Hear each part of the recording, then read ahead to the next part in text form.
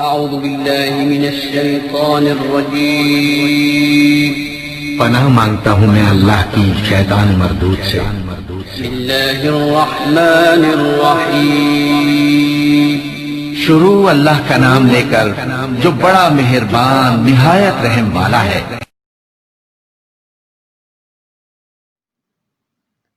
السلام علیکم ورحمۃ اللہ وبرکاتہ۔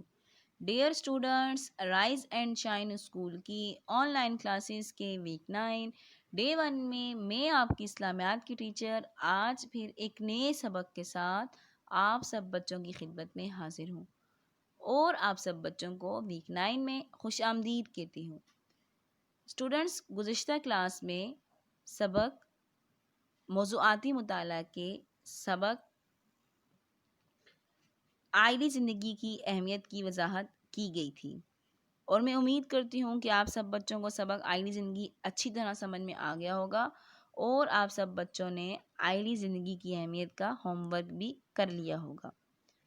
اسٹوڈنٹس، آج کی کلاس میں موضوعاتی مطالعہ کے سب سے آخری سبق یعنی کہ سبق نمبر 8 ہجرت و جہاد کے ٹاپک نمبر 1 ہجرت کی وضاحت کی جائے گی۔ اسٹوڈنٹس، ہجرت کے معنی ہے ایک جگہ چھوڑ کر دوسری جگہ منتقل ہو جانا۔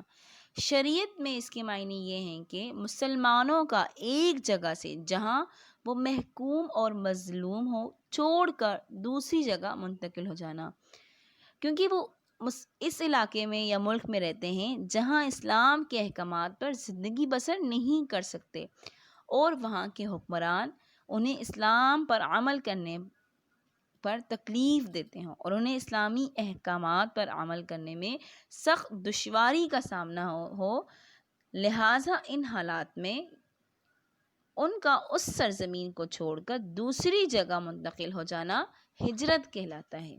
ٹھیک ہے بیٹا، یعنی کہ ایک جگہ کو چھوڑ کر دوسری جگہ منتقل ہونے کو کیا کہتے ہیں؟ ہجرت۔ اور ہماری تاریخ میں ہمیں ہجرت کی مثالیں ملتی ہیں۔ اسٹوڈنٹس، ہجرت کی سب سے بڑی مثال ہمیں حضور صلی اللہ علیہ وسلم کی حیات طیبہ سے ملتی ہے۔ حضرت محمد صلی اللہ علیہ وسلم کی حیات طیبہ میں 2 مرتبہ ہجرت کی گئی۔ پہلی مرتبہ ہجرت حبشہ، دوسری مرتبہ ہجرت مدینہ۔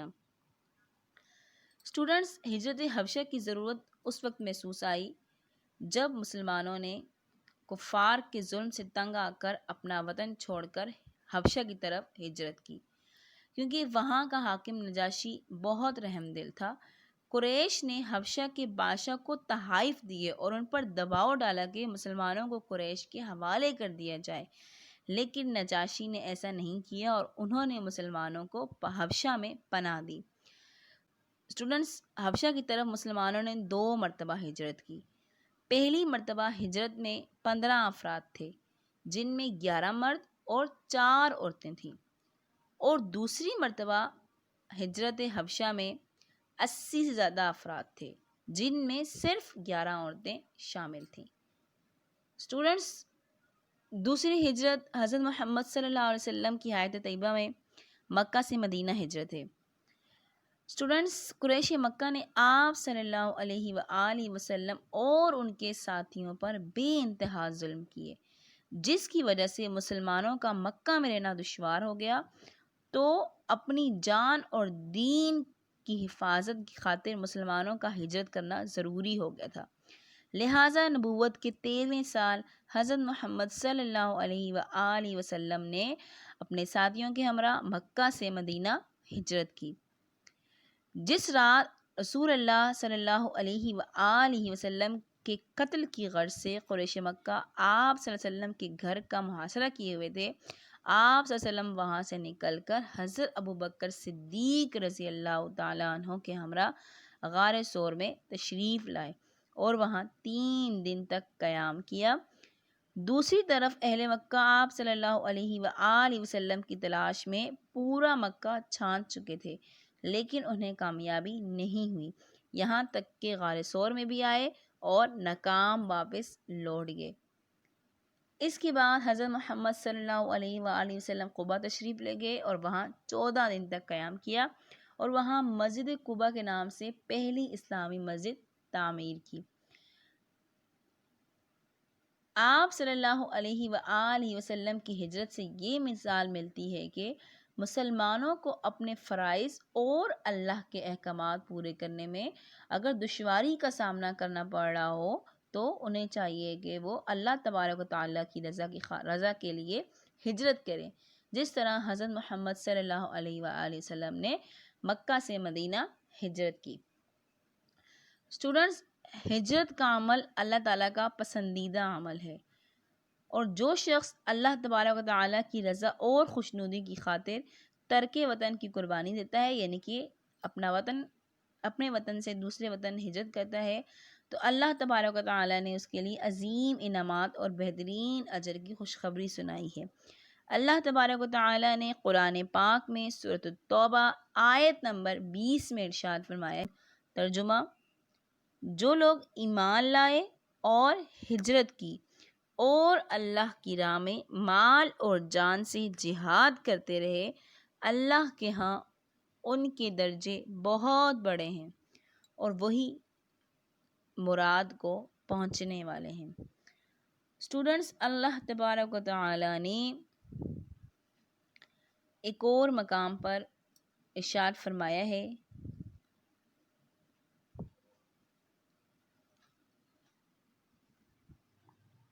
سورۃ النحل آیت نمبر 41-42 میں اللہ تبارک و تعالیٰ کا ارشاد ہے، والذین ہاجروا فی اللہ من بعد ما ظلموا لنبوئنہم فی الدنیا حسنہ ولأجر الآخرۃ اکبر لو کانوا یعلمون الذین صبروا وعلی ربہم یتوکلون۔ ترجمہ: جن لوگوں نے ظلم سہنے کے بعد اللہ کے لیے وطن چھوڑا، ہم ان کو دنیا میں اچھا ٹھکانہ دیں گے اور آخرت کا اجر تو بہت بڑا ہے، کاش وہ اسے جانتے، یعنی وہ لوگ جو صبر کرتے ہیں اور اپنے پروردگار پر بھروسہ رکھتے ہیں۔ اسٹوڈنٹس، اللہ تبارک و تعالیٰ نے متعدد مقامات پر ہجرت کرنے والوں کے لیے اجر عظیم کی خوشخبری سنائی ہے۔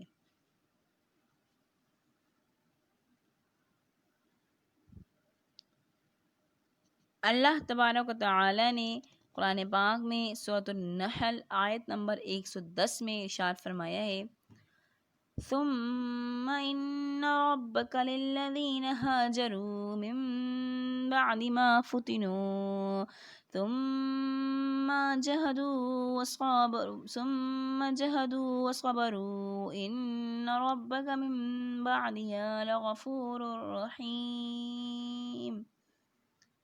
ترجمہ: پھر جن لوگوں نے بلائیں اٹھانے کے بعد ترک وطن کیا، پھر جہاد کیا اور ثابت قدم رہے، بے شک تمہارا پروردگار ان آزمائشوں کے بعد بخشنے والا اور ان پر رحم کرنے والا ہے۔ اسٹوڈنٹس، ان تمام قرآنی آیات سے یہ بات واضح ہوتی ہے کہ اللہ تبارک و تعالیٰ کے نزدیک ہجرت کرنے کا عمل بہت پسندیدہ ہے، اور جو شخص اللہ تبارک و تعالیٰ کی رضا کی خاطر ہجرت کرتا ہے، اللہ تبارک و تعالیٰ اس کو اجر عظیم عطا کرے گا اور عطا کرتا ہے، کیونکہ اللہ تبارک و تعالیٰ خود قرآن پاک میں فرماتا ہے کہ بے شک تمہارا پروردگار آزمائشوں کے بعد بخشنے والا اور رحم کرنے والا ہے، یعنی کہ اللہ تبارک و تعالیٰ ان پر اپنا خاص کرم کرتا ہے اور ان کے گناہ معاف کر دیتا ہے جو لوگ اللہ تبارک و تعالیٰ کی رضا کی خاطر ہجرت کرتے ہیں۔ اسٹوڈنٹس، میں امید کرتی ہوں کہ آپ سب بچوں کو آج کا ٹاپک ہجرت، یعنی کہ ایک جگہ سے دوسری جگہ منتقل ہونا، اچھی طرح سمجھ میں آ گیا ہوگا، اور میں امید کرتی ہوں کہ آپ سب بچے آج کا ہوم ورک بآسانی کر سکیں گے۔ انشاءاللہ تبارک و تعالی نیکسٹ ڈے پھر آپ سے ملاقات ہوگی۔ سب بچے اپنا کام لازمی نیٹ اینڈ کلین کرنے کے بعد ڈسکشن میں ویک 9 ڈے 1 کے ڈسکشن میں پوسٹ کریں گے. ٹھیک ہے بیٹا, انشاءاللہ پھر آپ سے ملاقات ہوگی. Thank you. اللہ حافظ.